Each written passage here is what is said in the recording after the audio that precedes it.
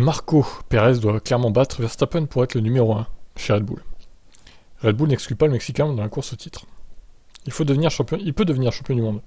Mais pour ça, il doit avoir la vitesse nécessaire pour pouvoir clairement battre Max sur la piste, n'ayant généralement pas de consigne d'équipe ou de politique du numéro 1. Si vous comparez les résultats, il y a 4 victoires pour Max et 1 pour Pérez. Donc Max est plus régulier.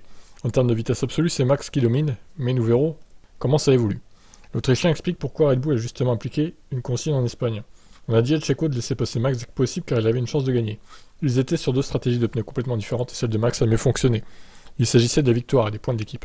Alors, il s'agissait de la victoire et des points pour Verstappen surtout parce que Pérez 1 et Max 2, ça aurait fait les mêmes points pour l'équipe.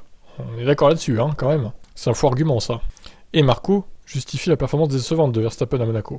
À Monaco, Max a eu des problèmes dans un seul virage sur les 4 séances d'essai, ce qui l'a placé derrière Pérez. Le comportement n'est pas encore à son goût car il veut une voiture qui a une adhérence parfaite à l'avant. Marco n'exclut pas que Red Bull se batte pour les 2 championnats, ce qu'elle n'a pas fait depuis 2013. Et les chances sont bonnes car nous avons 2 pilotes forts. Pérez a progressé et grâce au changement de règlement, il s'entend beaucoup mieux avec la voiture. Et oui, ils sont devenus potes avec sa voiture du coup, incroyable. Nous devons encore travailler sur la fiabilité car 3 points c'est trop, mais en termes de vitesse et de régularité, nous sommes en mesure de parler sérieusement du championnat des constructeurs. Interrogé sur les chances de titre pilote, Marco admet que la partie ne sera pas évidente.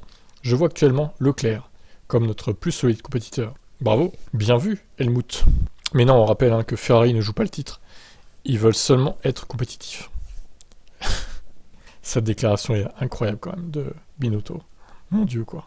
Voilà, eh ben écoutez, regardez, Pérez avec son petit canard jaune. Va-t-il remporter le titre cette année? Verstappen n'en croit pas ses yeux en tout cas. Allez, ciao.